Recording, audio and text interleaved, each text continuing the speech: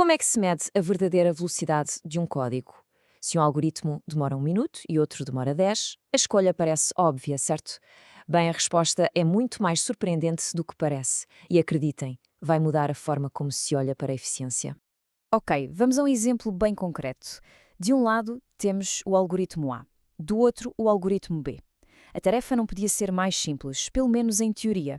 É só escolher o mais rápido. Pronto, a escolha parece óbvia, não é? O algoritmo A é 10 vezes mais rápido. Fim da história. Mas, e se na verdade o algoritmo B for a escolha profissional, a escolha mais segura para quase qualquer aplicação a sério? Parece impossível, eu sei, mas é exatamente aqui que a verdadeira ciência da performance começa. A razão para esta contradição é, na verdade, a primeira grande lição da engenharia de software. Medir o desempenho em segundos é uma armadilha. É uma métrica completamente instável e francamente enganadora. O ponto crucial é este. O tempo de execução que se vê no relógio não reflete apenas a qualidade do algoritmo em si. Na verdade, é influenciado por uma série de fatores que não têm nada a ver com ele. Pensem assim, o mesmo código pode ser rapidíssimo num supercomputador e depois incrivelmente lento num portátil antigo. Ou pode demorar mais só porque o sistema operativo, sei lá, estava a fazer atualizações. Até a linguagem de programação que se usa influencia o resultado. Resumindo, o tempo do relógio não mede o algoritmo, mede o ambiente. O que precisamos é de uma forma de avaliar a sua qualidade inerente, isolada deste ruído todo. Então, como é que se pode medir isto de uma forma que seja justa e universal? Bem, a resposta está em mudar a pergunta. Em vez de perguntar quanto tempo demora, a pergunta inteligente a fazer é como é que o tempo de execução cresce? E é aqui que entram as taxas de crescimento. Exatamente. A pergunta que realmente importa não é quanto tempo demora agora, mas sim como é que o tempo de execução se comporta à medida que a quantidade de dados aumenta. A escala é tudo. Para percebermos isto na prática, vamos olhar para uma função típica que pode descrever o tempo de execução de um algoritmo. Aqui, o n representa o tamanho da nossa entrada de dados. Imaginem o número de items numa lista. A nossa função tem 3 partes, uma que cresce ao quadrado, outra que cresce de forma linear e uma constante. A magia acontece quando vemos como é que estas partes se comportam quando o n começa a aumentar. Reparem, com uma entrada pequenina, por exemplo, n igual a 10, todas as partes da função têm o seu peso. O termo ao quadrado, o 2n ao quadrado, é o maior, claro, mas os outros ainda se notam. Parece tudo mais ou menos equilibrado. Mas agora, vejam só o que acontece quando o n salta para 1000.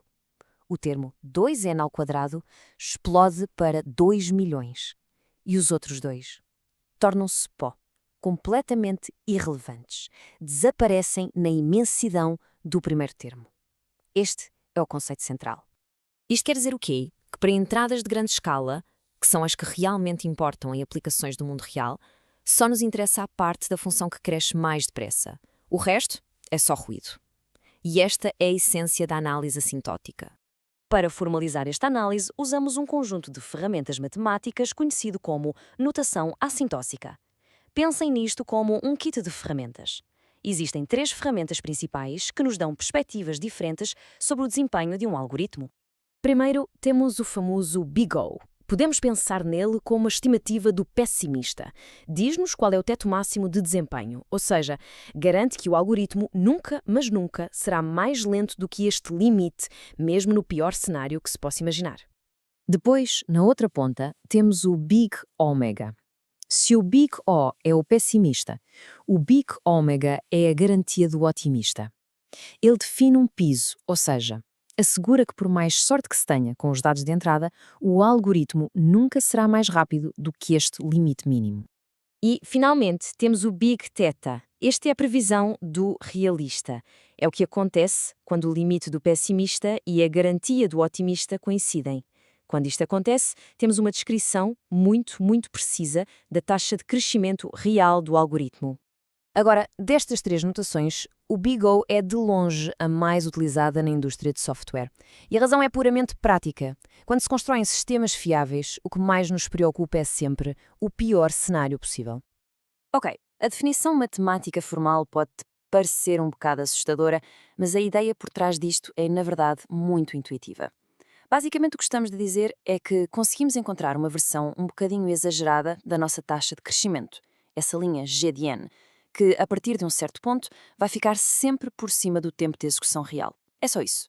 É uma garantia de que o nosso algoritmo nunca vai ser pior do que essa linha. Vamos ver um exemplo muito rápido.